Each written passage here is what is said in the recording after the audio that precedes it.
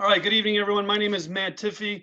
I am a teacher. I've been a teacher at high school on the south side of Chicago for about the last 16 years. I've been an APUSH teacher for 10 years, and I have been an AP reader for this will be my third year going and doing the actual reading. So I've got a wealth of knowledge that hopefully I'll be able to get to you, and hopefully you'll be able to understand a little bit more as far as what the AP graders are looking for. In addition, what kinds of tips and tricks can help you get credit for the AP US History exam. Obviously, you being here, you're probably looking to get at least a 3, 4, or 5. And we'll roll from there. Now, there are a couple of housekeeping items I wanted to just touch on. If you have a question, I'm going to ask you to go ahead and hit the reactions button and just give a high five just like that. I'm from time to time, I will ask you to go ahead and give me a thumbs up if you understand. If you can give me a thumbs up, just so I understand. Hopefully you're all familiar with that, okay? I'm apparently not because I don't know how to shut that off, but we'll get through it anyway. Okay, so couple things here, other couple things. If you have any questions, feel free to go ahead and ask me any question at any time. I will do whatever I can to answer your question. If you are shy and don't want to speak, please write your question in the group chat just to your right. I've already had a welcome statement there, so please go ahead and ask that. This will be interactive, so I'll be asking you some questions. Have a piece of paper or and a pen next to you. If you don't want to do that, please have a Microsoft Word or notes or some other writing function on your computer, just so you can kind of keep in touch. All right. Also, that's it. Does anyone have? Is everyone good? Can I get a thumbs up if you're okay? All right, we got two. All right, I'm not speaking to a dead audience. All right, this is live. All right, so I am going to go ahead and share my screen with you guys to go ahead and make sure you understand, so you can see what I'm seeing, and we can roll on from there. So again, feel free to go ahead and ask questions if you have them, and I will do whatever I can to make sure you understand. Okay. Hopefully, you guys are in the middle of an AP US history exam or a class, excuse me. But this is how I run my class as best as I can. And, this is the information that I was going over literally today with my AP students. So how to succeed on a 2020 APUSH exam. Hopefully by now, you know that the APUSH exam has changed since last year. If you've had any brothers or cousins or friends or whatever that have taken the AP US history test, you know that it has had several questions to it. It's had a DBQ, it's had an LEQ, multiple choice, and a short answer portion of the test. This year, unfortunately, with COVID-19, coronavirus, our AP has changed the test to a 45-minute format. Okay, this will be 45 minutes. You'll have to plan and also write your exam, and then you'll have 5 minutes to submit. I will caution you in past practices that I've read about, that I've talked about openly with AP, they have had a systems crash. So when you do get to those 45 minutes and you are finished with it, please make sure you submit your exam in one of 3 ways. You can go ahead and take a picture of it if you rather write it out. If you want to copy and paste it, there's a function for that. And as I understand it, you can also save it to your computer and make sure that you submit it that way. So those 3 different options are 3 of probably the best ways that you can do it. Again, this will work for AP US History, AP European History, and AP World History. So those are all good. What's different about the test? Aside from the 45 minutes of the test, there is a 10-point rubric. It went from 7 to 10, and we'll cover that here in a moment. All right. Though these 10 points will be broken down like this. You'll get 1 point for contextualization. That is either the period previous to the actual question or the period after the question is asked. So for example, if I'm talking about the test starts in 1754 and goes up to 1945, just keep that in mind when you're studying for it, 1754 to 1945. 1754, just for you guys to make sure you know a starting point, you're looking at the French and Indian War, and you're going all the way up until roughly World War II, end of World War II, and some of the GIs coming home from World War II. But if you're looking at contextualization in terms of the French and Indian War, you're talking about the colonial expansion. Well, Mr. Tiffy or Matt, whatever you want to call me, that is not actually on the test. AP says that you should be familiar with what happens right before the period, before the time period in question. So if the question 1754, again, we're going to talk about colonization. The French are taking the Canadian border. They're taking the Midwest. We have the English that are going to go to the 13 original colonies. And obviously the Spanish are going to go into present day Mexico, Southwest United States, and into South America and share that with Portugal. After that, you are going to cover a thesis. I will caution you, that is probably one of the biggest points to readers. You know, you are able to earn all those points independently. I would be haphazard to warn you that we do have college professors that do read these, along with high school teachers. If you do not have a thesis, it is very, very hard. Some college professors I've heard along the lines have been punitive.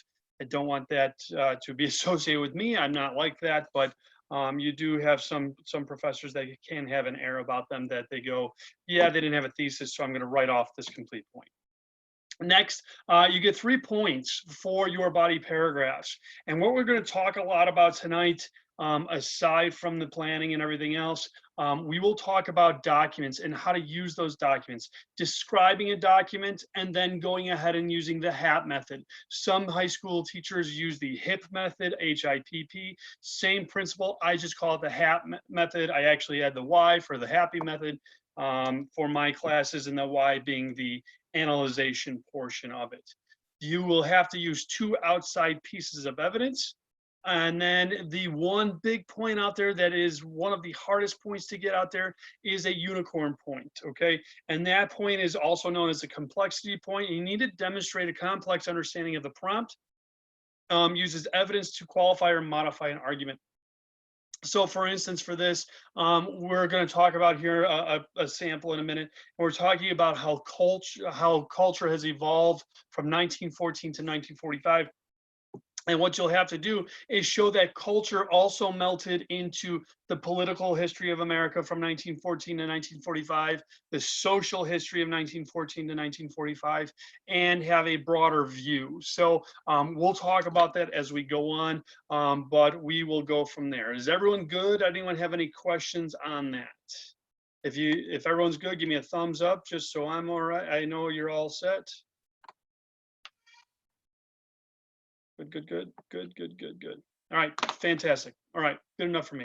All right, so what is my strategy for a DBQ? So my strategy for a DBQ is essentially this. Number 1, you need to have 5 paragraphs, okay? For some of the other essays, the LAQ, you've only had to have 4. But this DBQ is going to need 5 paragraphs. The first paragraph will be intro. My methodology is called the HOT method. You'll need 4 or 5 sentences for that. Okay, you will have 2 body paragraphs that will be in line with your thesis. And then your last body paragraph, your 4th paragraph, should be your counter argument. Whenever you have a DBQ, you always have that counter argument that is your 4th paragraph. Always try to stick to that general outline. If you can do that, AP graders go ahead and see a flow. They see the thesis hopefully at work. And again, if you have to skip that unicorn point, that'll be at the very end of the closing paragraph, okay? And then the closing paragraph is about 4 to 5 sentences, really probably more 4, and we will use something I call the STOPS method with that. Before I continue on, I just want people to understand that, again, this is a 10-point 10-point paper that you're going to be writing. In years past, with the 7 points, Most people, the average score is about a 1.3 to 1.75, depending on the year. So understand that AP can be very forgiving in what you go ahead and write using evidence and going ahead and breaking down that rubric and making sure that you're getting each and every point that you need. Okay. So writing a paragraph for some of those students, if you can do me a favor, if you don't, or if you know what the HIP method is or the HAP method is, please raise your hand just so that I can see where everyone is. If you don't, if you can just raise your hand, if you're good and you understand it, give me the thumbs up. Okay, I've got a couple people here that don't know the HIP method or the HAP. Okay, so one of the issues, I'm going to cover it just to make sure we cover every part of this. Oops, excuse me. The HIP method is a process by which historians want to see you be able to formulate an argument. That said, we come up with 4 different ways to go ahead and achieve that. Your argument should be centered around the historical context. So if we're talking about culture of the 1914 to 1945, historical context can reach back to the Gilded Age and creating a gospel of wealth so more people get educated, so that in 1914 we're seeing more people go into schools with John Dewey. Audience, who is the audience? This is where the HIP and the HAP kind of get different. The A in HAP is audience, or if you're using the HIP method, it should be the intended audience. Who is that document written for? And then P is purpose, P, point of view. So when you write your paragraphs for paragraphs 2, 3, and 4, you need to use these different strategies for your proof of the document. And I'll be straight up and tell you that, understand, when I read these documents, when I have in the past, I've had to go ahead and read about 700 documents within a week, give or take 50. Okay, usually about 750 is where we kind of end up. So understand where we're at. At the very end, a lot of the readers are very tired. So you literally want to write the audience for document 3 was boom, and hit them exactly with that same verbiage. The purpose of document 4 was this, okay? And literally use, audience or purpose or the point of view of this document. If you can lay it out for a very tired reader after 7 days, for, this year it'll be 5 hours per day, you're going to get into a situation where you need to make sure that you hit them in the face with it so that they know that it's right there. So we'll talk about that here in a few minutes, but that's usually my strategy. I would pick 2 per paragraph. Don't stick with audience for every single document that you use. Use audience, and if you're good at audience and purpose, use audience and purpose for paragraphs 2, paragraphs 3, and paragraph 4. Let's go back for 1 second for the documents. You have 5 documents this year, which is different. AP says that they want to see you refer to 4. My suggestion is to use 5. And the reason for that is if you mess up on one of them, you still have that backup. AP says you need to have 2 references using the HAP or the HIP method. I would suggest, I tell my students, use the HAP method for every single one of your documents. And the reason, again, if you mess something up, you still have a backup for it. And I understand the point philosophy, but if you can come away with a couple extra points here, some teacher that's a reader that's a little more forgiving, that's more of an arrow in your quiver. Okay, strategy for the test, this is exactly what I use. Okay, number 1, rewrite the question, pay attention to key dates and vocabulary. So if the test is asking you, and we'll see here in a second, if your document is between 1914 to 1945, you need to stay within bounds. If you are out of bounds, that will not count towards your test. You do not get credit. Okay, so just keep that in mind when we go ahead and do our practice here in a second. The second step is brain barf, brain download. Okay. Tell me everything you know about that time period. And the idea behind that is you're going to get documents. If the document refers to the Jazz Age and I use Jazz Age on my planning, well, I got to go to the next thing that I have on my planning stage. That might be the 1920s or the Roaring 20s or another key vocabulary word that you have. The key here is you want to use as many vocabulary words so that you get as many points for it. 3, after you brain bar, finally look at that document and then fill them into whichever paragraph that you think that it works out with. After that, write a clear and concise thesis that does answer your question, and then go write your document.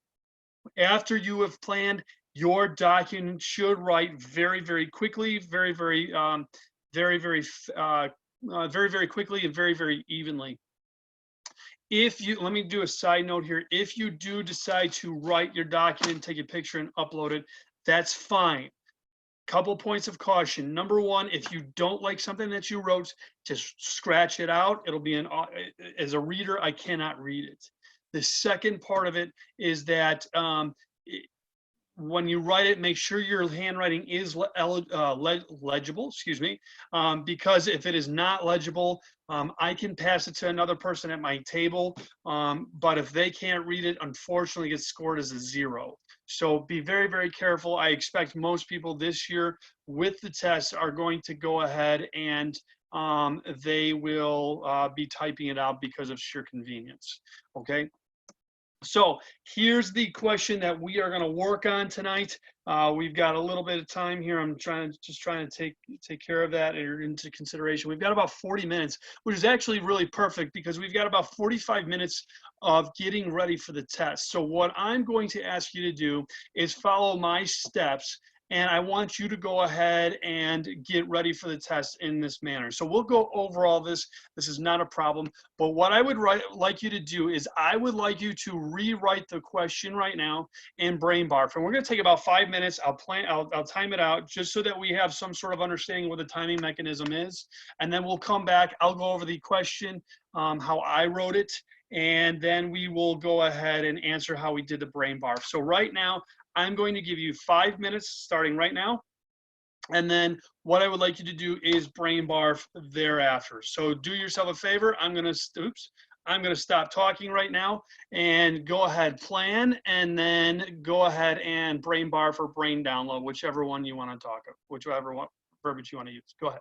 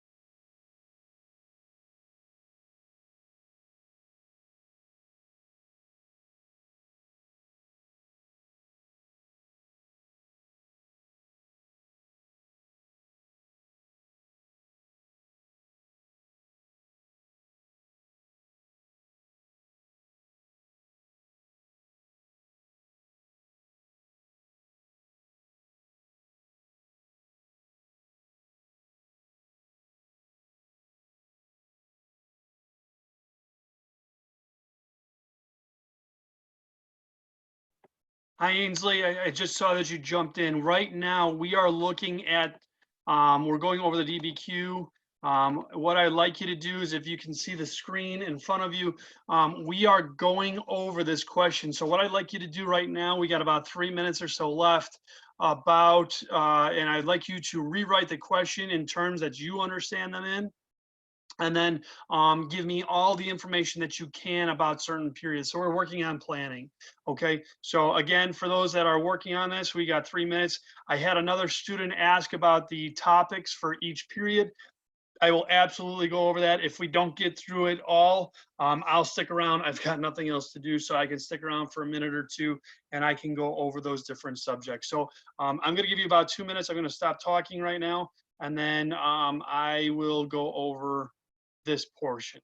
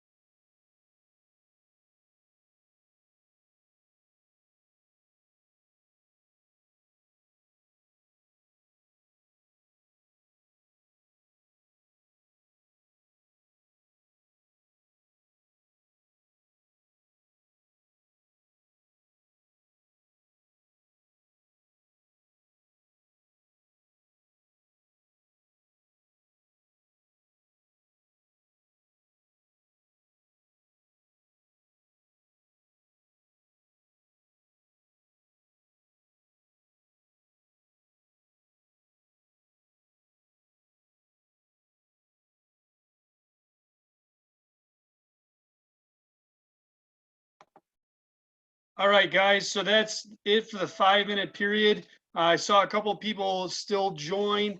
Again, what we're going over, I'm going to go back to my previous slide for this, if I can.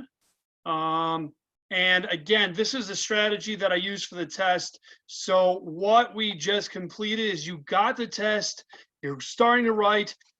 Please resist that inclination to just go ahead, start writing and looking at documents. If the only time you look right at the documents is if you have absolutely no clue what they're talking about, and that can happen. I mean, think about it. Your adrenaline's pumping. This may be your first AP test that you're taking. Your adrenaline's pumping and you're going, and all of a sudden you just blank. And it does happen.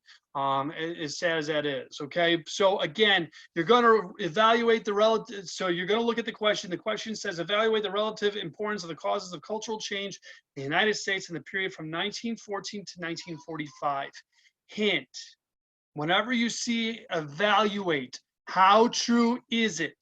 Or to what extent? I always tell my students use to what extent when you rewrite the question. So when I rewrite the question is how important were or how true was it that the causes of cultural change in the United States happened in 1914 to 1945. That should be your plan. Did everyone kind of come up with that? If you can give me a thumbs up, or hand raise, give me a thumbs up if you followed that, please. Perfect, perfect, perfect. Good. Good, good, good, good, good. All right. So if you are there, then what I'm going to go ahead and do is I'm going to try to break down my writing. So I want to think about what are the big subgroups that had a cultural change from 1914 to 1945. And the big ones that I just came up with off the top of my head were women, immigration, and African Americans. Remember that this is a DBQ, and whenever you have a DBQ, your counterpoint argument has to be paragraph 4. So I always try to tell my students, make sure you have that counterpoint argument in your planning, because you want to think, yes, there was change, and then there was not change. So how can we go ahead and make sure we have that? Okay, so what I would do for here is I have my categories. You could even go high standard of living of the 1920s contributed to change. That's fantastic. But if you're going with major groups, this would work just as well. If I'm thinking about women, when I have my placement here, I want to think about key events from 1914 to 1945. I want to think about key women that were in during this time period, or even key laws that were there. And some are going to be a lot easier than others. For instance, if I'm talking about women, we obviously have the 19th Amendment, and that will give women their suffrage and the right to vote. We have women such as Fannie Hurst, Alice Paul, Margaret Sanger, that will contribute to having women fight for independence. Now, what's the key phrase that most women will have? What can I use for my counter argument for women? They went off to war. We had flappers. So these are some independent pieces. But the counterpoint is that most women will stick to their social norms. Okay, there's a phrase, there's a 3-word phrase. Hopefully, you've all covered it. It's called the cult of domesticity, and that cult of domesticity has women staying at home, ensuring that men go off to work, taking care of women will be responsible for taking care of children. And after World War II, we see women leave the workforce to go ahead take care of that baby boomer generation. In terms of immigration, we have laws. 1920s, we have the Quota Act, we have the Immigration Act that will lower the standard of how much immigration is going on. In the 1920s, most people are afraid of communists. So we have the Palmer raids that'll go on there as well. So those are a couple of laws, couple of events. So that's what you want to do as far as African Americans. In 1914, World War I is going on. White males are generally going off to war. There were African Americans that will fight in the war. I don't want to take anything away from those men, those brave men, let me rephrase. But if we look at African Americans, that's the point where we start the Harlem Renaissance. We had the Great Migration of 1914 into the 1920s, and from 1920 to 1929, we have African Americans going into the Harlem Renaissance. We have writers. We have Langston Hughes. We have jazz musicians, Duke Ellington at his Cotton Club. So these are all pieces of evidence that we can put inside our paragraphs that are going to get those extra 2 points. Okay, counter arguments. What's the difference? Women are going to go back to that cult of domesticity we talked about. Immigration will get a lot stricter. So it kind of goes against the argument that there was some cultural progressive changes. And then African Americans, we know that in the 1950s and 60s, they will actually have their formal civil rights movement, beginning with Emmett Till and the Martin Luther King and everyone else from there. Are there any questions there? If you have a question, please raise your hand here. I'm going to go on to the next statement, the next thing here. Okay. I got someone in the chat. Let me get this. For my thesis, I decided to use an argument that there were cultural changes from women immigrants bringing new culture and African Americans from the Great Migration. In my thesis, I also included the fact that there was continuation increase of nativism, that great word, that prevented more cultural change. I also included the fact that new inventions that led to new art and art led to cultural change. Is it okay to include a continuity that there was continuation of less cultural stage in your thesis? That is Robert. Robert, that is fantastic. That would absolutely work in your argument. But just make sure that we have that part that you do have a counter argument somewhere in your paragraphs. Okay, I'm going to move on to the next part. Great question. All right. So going back to this, going back, so this is the document. So after you've brain barfed or brain download, whichever one you're comfortable with, I tell my students this year only they're going to use a describe the document. So my format here is I want to look at the document, I want to know how I can describe the document, and I want to know where I can place it in what category. So for instance, with Charles Johnson, I'll give you about 10 seconds. Go ahead and scan through this really quickly. I tell my students, if you don't know who Charles Johnson is, you got to get into the argument. Make notes on the margin to make sure you understand what's going on there. So I'll give you about 10 seconds. Again, look at the dates. So we're looking at 1917. So in my mind, I'm thinking, what's going on in the 1917s? So it's previous to the 1920s, if that gives you any hints. Obviously, we have an African American that's going on there. So hopefully in your mind, you're thinking about the Great Migration. So why are people going up through the Great Migration up to Chicago or Harlem or St. Louis? Better economic opportunities. Remember, most African Americans were in their sharecropping phase. They had Jim Crow laws that were going on, so they were not getting as much money as possible to their white counterparts. So this one I would absolutely use to African Americans, which also tells us that our categories are right on. For sake of time, I'm going to move up just a little bit here just so that we get it all in, okay?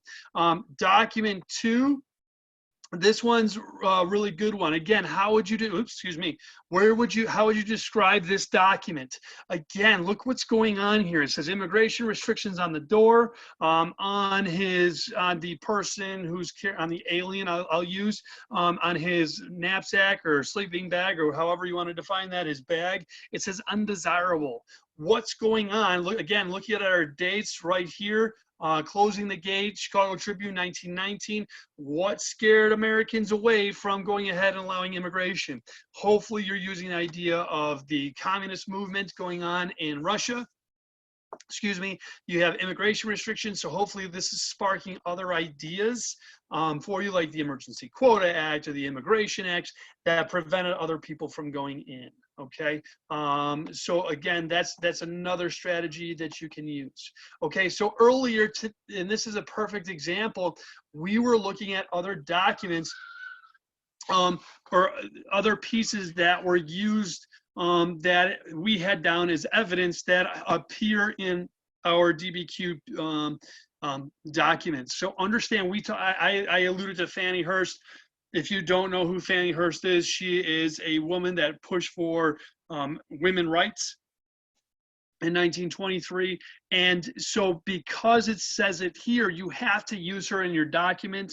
You cannot use her for evidence points. So you already have to use her for your document points. So therefore you have to have a little bit of a difference in it, okay? So just keep that in mind. Going back to Fannie Hurst, if you knew who she was, you knew that she was pushing for women's rights.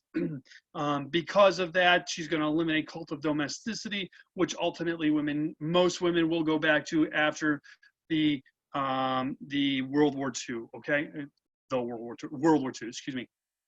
All right, so again, how would you do this? And I'm going to go back, we'll talk about the strategy and how to do this here in a second. I just want to make sure everyone's on the same page as the documents, okay?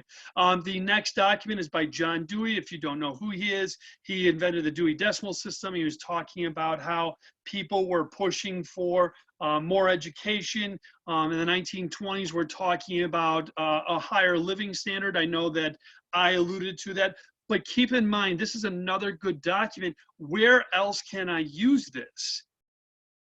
Mr. Tiffy or Matt, whatever you want to call me, I did not use living standard. Okay, that's great, but where else can you use this? At one point, I believe it talks about actresses, so women's rights, this can fall right under there. So there's no one way to skin a cat.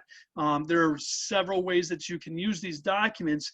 And the AP College Board gives you a little bit of wiggle room so that you can go ahead, use these documents in multiple ways. Just remember, if you are citing John Dewey, that you use him for this, you'll use him for document. You cannot refer back to John Dewey and expect that evidence point. All right, so just keep that in mind. Okay. The last one that I have here, this is the 5th document. Again, if you are familiar with the new rule changes, they usually go with 7 documents. With AP this year, they're going with 5. Okay. Again, I don't know who Franklin Roosevelt is. Hopefully, you do at this stage during your reviews. But what is Franklin Roosevelt pushing for in 1939? Hopefully, you know he's in the 2nd term of his New Deal, and he is pushing for a program called the WPA, which will emphasize art, especially within cities. How does that fit in my categories? What kinds of people are living in cities? We're really looking at probably African Americans are living there. There may be young white men that are working there. You have this young group of people that are living there, so that can fit in your categories. Okay, how do arts contribute to this? We can see arts are a form of decoration. It shows and pushes culture, could show the hardships of the 1930s. I myself am not an art person. I'll be the first to tell you that. But we do see in the 1930s people depicting how bad life is through various artworks. Okay. Does anyone have any questions there? What is the exact point of view of document 4? Elaborate more. Sure, I can do that, Robert. So document 4 is going to, what he's looking for, what is the point of view of this. The point of view of this document is showing in the 1920s that everyone is getting a higher living, a standard of living, excuse me. So that standard of living is getting higher. Therefore, I can take my money and go spend it on other entertainment values. Babe Ruth, if you're into baseball, if you're into boxing, Jack Dempsey, you have the first flight across the Atlantic. So it's talking more about how people have money, and because people have money, it allows people, instead of working on in a factory floor, they're going out and they're actually working to different parts that they actually enjoy.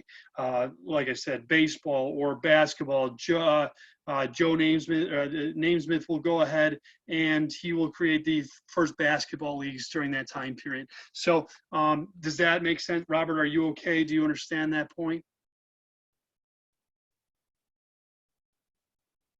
Yeah, that could. So, Robert, just to reiterate with the question, analyze document 4 is to show how new inventions could contribute to cultural change. That does work because, again, you're seeing more people inventing things because of that standard of living. They can go ahead and invent, they can sell goods. The vacuum cleaner was first introduced. The first washing machine was introduced in the 1920s. So, yeah, we're seeing people, again, using this guy, John Dewey's words, people are diverting attention so that they can focus on other issues at the time. Okay. This document, I also connected this document to document 5, since art and invention is similar as new. That's perfect, Robert. You're right on point. Hopefully that makes sense to you.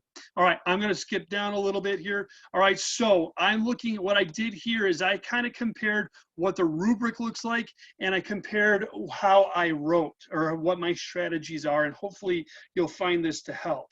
So the first paragraph, once you're ready to write, again, I suggest that you write your thesis first, and then that'll be your framework in how you write. So if I write between 1914 to 1945, the cultural scene was changed by women, African Americans, women and African Americans. However, there were some really big slowdowns in terms of the living standard. So I have my counter argument there, right?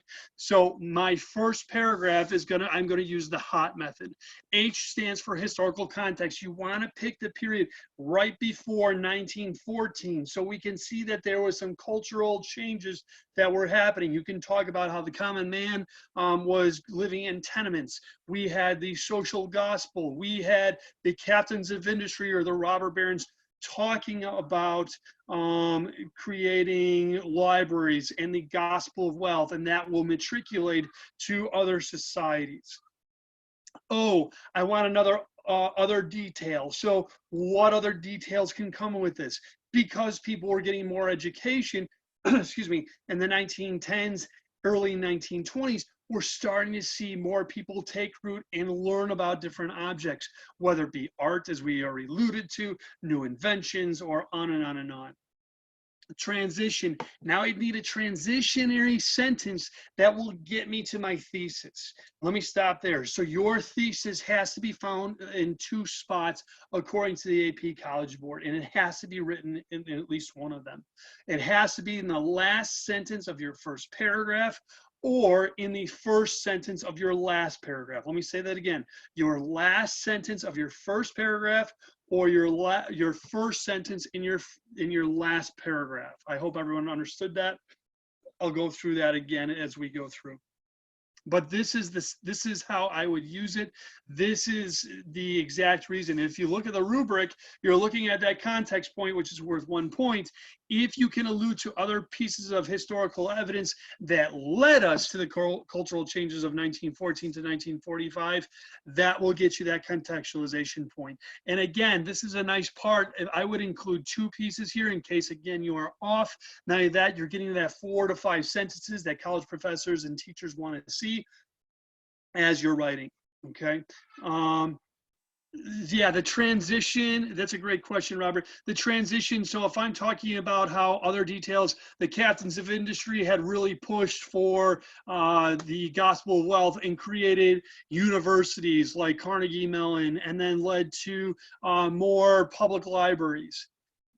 Your transition has to be to your, how are you going to connect that other detail to your thesis? So my example would be the people, the normal people that could not afford to go to college would attend libraries and were more versed in their understandings of how to get an education, and were then able to work themselves up to a better, to get a better education and therefore a better job, and would go ahead and get a higher living standard. Then I would hit it with the thesis. Okay, hopefully that makes sense. Okay, I'm sorry, I'm reading here. Okay, so transitions connect your detail to the subject. So this would show a complex understanding. Yes and no. The complex understanding comes a little bit later. Just hold on to there, Robert. You're jumping there. You're right on the right page. I see where you're going here, but hold off, because again, this historical context is not the actual time frame from 1914 to 1945. So let me show you my paragraph breakdown, and you'll see what I mean here in a second. Okay. All right. So my next paragraph, for paragraphs 2, 3, and 4, as I said at the very beginning, I need to make sure that I have this down. This is that HAP method or the HIP method, whichever one you prefer. You have to use these in reference. So it's going to show that you have some sort of historical thinking along with your analysis of the documents. So I'm not going to rehash this because I've already talked about it, but this is just more of a flashpoint. So now I'm going to show you how I break down my paragraphs. Excuse me. So my strategy that I use is IDEA, and please note the IDDEA. Obviously, the spelling is off; it's an acronym, but I want to make sure that everyone sees this. And I kind of stretch the I. Let's be realistic here, but it makes sense if you can walk in with an acronym and roll with it, right? So the I stands for I in main topic, right? So you want that topic sentence to literally answer the question, or to back up your thesis. Your thesis is your argument. Your main topic is going to be your evidence that you are correct. Okay, so that's going to get it. Your first D is you're going to use a detail and evidence to support your main topic. If we're talking about women in the 1920s, how they changed culture, we're probably talking about flappers and their use of independent. They wanted to become independent, and they wanted to go ahead and change the culture by going out and talking about sex and alcohol and smoking, right? So we're talking about how women are doing that. Then I'm going to find my first describe the document. How can I roll that document in with it? All right, so describe. So going back, I think it was document 3 with Fannie Hurst, talking about how women, I would say literally in document 3, Fannie Hurst alludes to how women should not be creatures that just stay at home. Then I would explain using the HAP method. Fannie Hurst audience are normal women that would otherwise be at home. Okay, or the purpose of Fannie Hurst is to ensure that women are going out and not just staying at home. They're moving on. Addie asks, what's the difference between describing and referencing? Yeah, so describing is you're literally describing what that document is, physically what that document is. Fannie Hurst was writing this document to describe how women were being treated and then use that HAP method. Hopefully that answers your question, Addie. If you have something else, I can give it to you. Going back to Robert's question, yes, about that analyze point. So this is where your unicorn point comes in. Actually, let me back up. So you are going to use 2 documents per paragraph here so that you get all of your points. Remember, you have to reference 4 documents. Again, I would use the HAP method for 4 because that makes sense a lot more. Your analysis point is how can you connect flappers to the political sense of the 1920s. So we're starting to see women pushing for more equality that will lead to the ERA amendments of the 1970s, or will set the groundwork for women to fight for Roe v. Wade in the 1970s. You might be asking yourself, isn't that out of context? It is, but you're tying it up and you're getting that unicorn point because you're showing the connection between cultural change and either social change or cultural and political change, how women have become a force to be reckoned with. Hopefully, Robert, you understand that. Going back to Robert, for HAP method, do I have to use all HAP? No, Robert. My suggestion is use just 2 of them. I have several students that are not good at talking about historical context or what's going on in that time period. I told them focus on your audience and talk about either purpose or point of view. Those 3 are interchangeable, but you have to use 1 per document and don't repeat the documents. Hopefully that makes sense. If you have more questions, hit me up with it, okay? So that is your first paragraph. Again, it's showing evidence points. I'm giving my evidence points. I'm talking about flappers. You can only get 1 evidence point for each paragraph. So you got 1 here, you'll get 1 for the next one. All right, describe. So again, you need to describe 4 of those documents. So Fannie Hurst, we obviously did that. I'm not going to keep going back into that because we're running short on time here, but hopefully you understand that part, excuse me. And then you're going to use reference the documents. And that's going to be your HAP or analysis points that you'll be using. And then again, your A, your idea, your last A for idea is your complexity point. Okay, so these are for paragraphs 2 and 3. 4, I'm sorry, excuse me. For 4, you're going to use the same thing, but you're using that counter argument. Remember, that counter argument is going to separate you from those that are getting really high marks to those that are not so good. Okay, so that is my piece of advice for you. In terms of the stops method, your 5th paragraph, I use the acronym STOPS. I know it's only a stop sign, so forgive me. I couldn't find a stop sign with stops. But you're going to have 4 sentences, okay? And this is going to be, again, your thesis has to be stated in the last sentence in your first paragraph or the first sentence in your last paragraph. So you restate your thesis, that's your first sentence.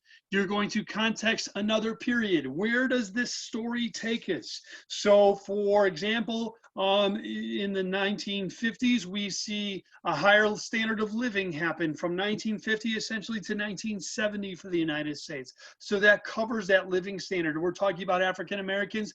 After World War II, they went back to this cocoon that they could not get their rights. White Southern leaders were not giving those rights to African Americans. So you talk about how in the 1950s, we see this emergence of civil rights happening. And then in women, as we already alluded to, we're seeing women getting that movement into the ERA amendment.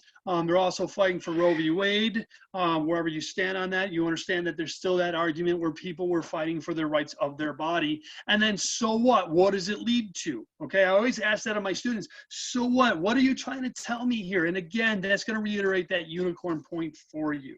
Okay, so those are that's exactly what I would use here. Going back, so that's my ending document or my ending paragraph that I like to use. Does anyone have any questions for me? I know that was a lot to take in about an hour. I just want to make sure that everyone's getting their questions. Does this make sense to everyone? If you can give me a thumbs up for me, so I can take a look and see where we're at, or if you have specific questions, I'm really willing to, I'm ready to go into that. Otherwise, I can go into your other periods. Sorry, stopping this. Everyone's good. I got 2 or 3. Okay, so here's what I'm going to do. I'm going to open up my secure website for my work, for my school that I teach at. Give me just a moment, and I will show you the different periods, and I'll kind of highlight the different things that that I am telling students to go ahead and make sure that they know. So if you'll bear with me a moment.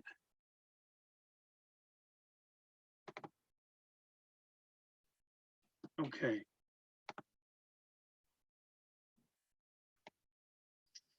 Okay, so I'm going to show you this so everyone's on the right page here. Sorry, I'm catching up on some questions. For the counter argument, I use it in my thesis usually. Is it okay for me? Yeah, I would use that in your thesis. So if I'm going back to 1914 to 1945, rather, my argument might be culture change for women, and not between the culture from 1914 to 1945 changed for women, and it changed for the standard of living. However, African Americans did see some growth, but after 1945, African Americans were losing their rights and had to restart their civil rights movement post World War II. Does that make sense what I'm saying? Hopefully that does. And then that would be my counter argument. So you would have that in your thesis, and then make sure that you hit it, and then show me exact lineage, what kind of verbiage you can pop in there. Cropline system, you can talk about the crisis that W.B. Du Bois wrote about lynchings and what was going on. Okay, seemingly he has it. So let me back up here. So here, oops, excuse me. So I'm going to screen share. Sorry, I'm kind of a newbie to this. So I'm going to I'm going to screen share just to give you a time period for each period, and we'll roll from there. So let me pull it up. Where'd it go? There we go. Okay, so I think it was Robert who asked, which was a great question. What are the time periods that I need to know? So these are the time periods. I'll go over them. 1 and 2, AP says that they will not pull a question per se from those time periods, but I would make sure that you are familiar with them. All right, obviously 1491 and 1607, we're talking about the early settlements in the Americas, albeit you have the Spanish coming in, setting up the encomienda system. You have the conquistadors coming in. I would know 2 or 3 of those. Columbus would count, Cortez, Balboa, Ponce de Leon, you got it. Period 2 is more like how and where they settled. And I would probably really know this. Going back to period 1, I would also know the Columbian Exchange in there because that's definitely there. But 1607 to 1754, one document that I keep telling my students that they need to know is the Navigation Acts of 1650, because that set up the mercantile economic system for the English. Hopefully you're familiar with that. If you don't know, I can obviously go over that with you. But that's also going to lead to several little wars that are going on. War for Jenkinson's Ear. You can talk about other little pliffy little wars that are going on. But 1754, excuse me, 1754 is really, starting with period 3, is really where we start seeing the seeds of revolution. You could talk about the 7 Years' War, the causes of it. Obviously, the French were here, and the French were Catholic, and the English were not. They're fighting over land, just going past that Appalachian Mountains. You have the Treaty of Paris, I'm blanking here, excuse me. me, or 1763, pardon me. And then you get into period 3, which is going to be the early portions of America. We're talking about the War for Independence, the causes, the key documents I would make sure I know, the key laws that were passed by the English Parliament, virtual representation, you have the Townshend, the Grenville Acts, that sort of thing, the key characters, a John Hancock, a John Adams, who defended the Boston Massacre Redcoats, and then flips, and then he wants to be part of the Second Continental Congress. I wouldn't really focus as much on the actual battles. I would know key battles. You obviously have Bunker Hill, where the colonists proved that they could stand up. Lexington, Concord, for obvious reasons. Saratoga, the turning points. And then obviously the end of the war, the last battle, Yorktown, and on and on and on. Also in that time period, I would know I call it the early American Federalist period, where you see Washington taking the reins, what he had to do, and then go from there. Period 4, I'm going to quickly go over these. Period 4, 1800 to 1848. So you're talking about Jefferson through Manifest Destiny. I would know Jackson. I don't want to be quoted here, but I'm having my kids really research the Second Great Awakening, because there's just so many different ways that AP can go with that: economic, social, political. That's just my own personal guess. Don't take me to court on that if I'm wrong.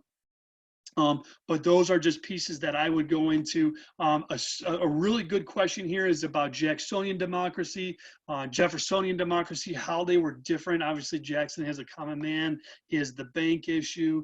And then obviously his treatment of Native Americans. I'd also pay particular attention to how different groups were treated. The common man, women, African Americans, Native Americans, that sort of thing. 1848, the next period, 1844, 1848 to 1877. So you're talking about moving west, Manifest Destiny. You're talking about the antebellum. You're talking about the Civil War. Reconstruction is in that time period. So that's period 5. Period 6 is going to get obviously Civil War, essentially to the beginnings of imperialism and beginnings of progressivism. That's kind of a funny era there. Going back to this time period, I would make sure you understand the makings of the New South government, what the South did to kind of rebuild their economic systems. And then period 7 is going to be 1890 to 1945. So you're going to talk about imperialism. You're going to talk about robber barons. You're going to talk about the progressives. You're going to talk about the early 1900s, World War I, obviously the 4 main causes of World War I, what the U.S. did in stake, how Woodrow Wilson tried to keep us out with the neutrality laws, and then going through the Great Depression, the causes of the Great Depression, and then obviously World War II, okay? Are there any other questions? I'll just pull this down so people can see some of the other ideas that are in that time period. Some people may have been looking. We use American Pageant, so if you see 31, 32, those are the books that are associated with that. Okay. Does anyone have any other questions for me? I know we're hitting that magical time of 1 hour. I don't want to bore anyone either, but if you have questions, I can sit around for a few minutes. But if you have more questions, I can certainly answer those for you. If you don't, please, thank you for your time. I hope you learned something. I hope this helped. And I think I'm going to be back next week to talk about this again. So if I don't see you, best of luck. Test is a week from Friday. Please do everything you can to make that test, because I know the makeup is somewhere early June. It's not that easy. Can I go over the main effects of the Great Awakening? Sure. Do you want me Great Awakening or Second Great Awakening, Sam? Second. So Second Great Awakening happens between 1820 to 1830s. We're talking about George Whitefield and how he goes out and starts this fire to get more people to get back to religion. Remember, after the marker that ends the Great Awakening is going to be the Salem witch trials, and those Salem witch trials kind of cuts off religion. People are like, I don't want this. So there's kind of this break between religion, and then what happens with the Second Great Awakening, 1820 to 1830. I think I said that 1820 to 1830. We will see this movement of literary movement. We'll see transcendentalists. Emerson, Thoreau comes out. That's that on civil disobedience. He says is that if there's a law that's out there, we should not follow it because it's not right, which kind of leads into the abolition argument. Key people there, William Lloyd Garrison, the Liberator, he wrote that. He hired a young Frederick Douglass. They split because Frederick Douglass thinks that African Americans should stay in America, whereas whereas on the flip side, we see William Lloyd Garrison thinking that people should join the American Colonial Society and African Americans should go back. We see the Grimke sisters. We see a whole score of other abolitionists. We see women's rights. We see the Seneca Falls document come out, Declaration of Women's Sentiments. We see Susan B. Anthony coming out. So we're seeing women's rights. We're seeing African American rights. So it's the seeds of breaking away and starting this abolition period that eventually leads us obviously to the Civil War. If we back up, we're also talking about the Horace Mann is talking about creating more of an educated society, reading, writing, arithmetic, the Little House on the Prairie kind of scenario. He also thought that teachers should go to school and learn to be good teachers. Let's see what else. So those are the main points. Oh, Dorothea Dix, one of my favorite characters in history. She will go into insane asylums and she will report to the Massachusetts state about the horrible conditions inside insane asylums and also inside prisons. And she thinks that those should be places where people should have reform rather than punishment, especially for those that are insane or have mental disabilities. We also see the politics. We start to see this one political party come out of it. Era of Good Feelings is sprinkled in there with James Monroe. And then we see unification. We get away from this two-party system really up until the election of Jackson with the Jacksonian Democrats and John Quincy Adams. And we see the Whigs come in after Jackson kind of, or after Van Buren gets out. That's William Henry Harrison. That's an amazing 4 months of the presidency before he dies. So that's what I'm thinking. But you see how it can kind of go from, you can see from the social to the cultural advantages. Also within that time period, economics, we see the factory systems come in. Henry Clay introduces the American system, where we want a high tariff to protect American goods. We have internal improvements, roads and canals, and I'm blanking now, and a national bank, which is obviously killed by Jackson. But it shows this idea and thinking that economy is definitely a part of the American culture. All right. Any more questions on that? Anything? Now, again, that's a guess of mine that it could be periods that will be tested from 1754 to 1945. No problem, Sam. I hope you got something out of it. 1754 to 1945. Again, I believe it's periods 3 through 7. So 8 and 9, the 1950s through present day, essentially 2001 is going to be it. So, all right, if you have any more questions, I'll be around for a minute or two. I can go over a couple extra things, but otherwise I'm done. Thank you very much for sticking around and comforting an old man in a pandemic. Enjoy. Good luck.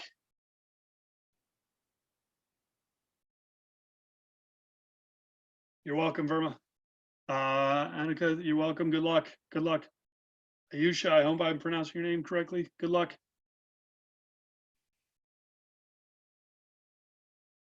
Stay healthy, guys.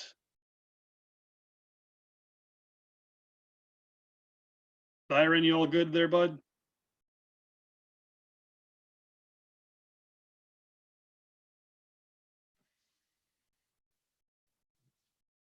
Yeah, outside evidence for your document, I assume you're talking about, you could do one of two things. You could have your introductory paragraph, and then you can insert evidence there right away, or you can have your main idea, you can describe your document, you can use your HAP and then include your evidence.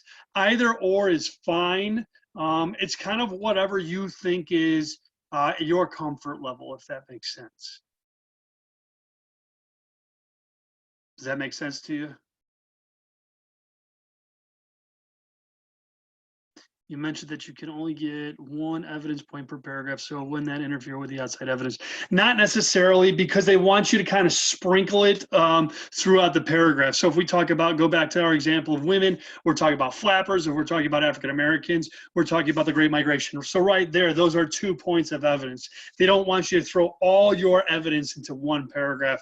They just kind of see that, for lack of a better phrase, they kind of see that as cheap.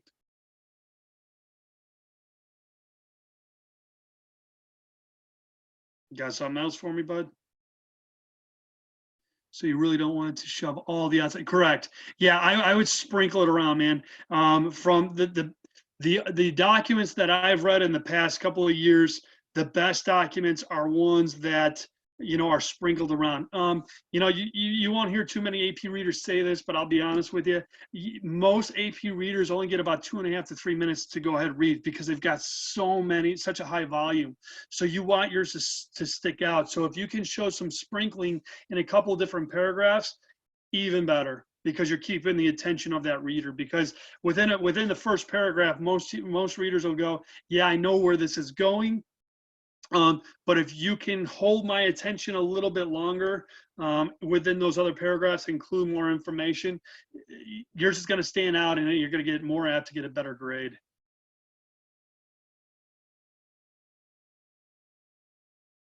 No problem. Best of luck to you. Okay. You as well.